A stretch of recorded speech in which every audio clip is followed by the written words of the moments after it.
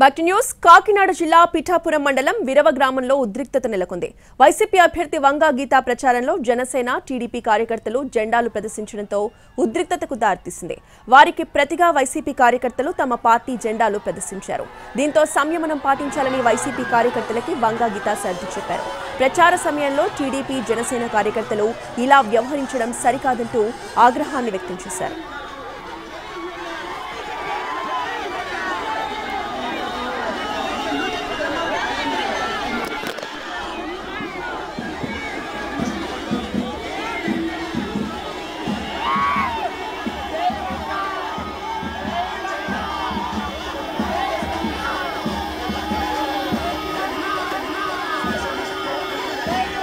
అవుతుంది, గొడవలు అవుతాయి, అలజడి సృష్టిస్తారు. దానివల్ల గవర్నమెంట్ లో ఉన్నందుకు మాకే ఇబ్బంది అంటారు. అందుకే మేము అందరితో కూడా చెప్పడం జరిగింది. వారికి వందనం చేసాం, నమస్కారం చేసాం. మా కార్యకర్తలని, నాయకుల్ని, చిన్నవాళ్ళు కూడా, ఎందుకంటే ఇక్కడ కూడా అలాగే ఉద్రేకంతో ఉంటారు. వాళ్ళు కవ్వింపు చేస్తే వీళ్ళు ఎందుకు ఊరుకుంటారు? వీళ్ళు జెండా పట్టుకుని వీళ్ళు ముందుకెళ్ళి వీళ్ళు ఫోర్స్ గా ఉన్నారు. అయినా కూడా మేమందరం కూడా మా లీడర్స్ మేము ఆఫ్ చేసి వద్దు అని చెప్పి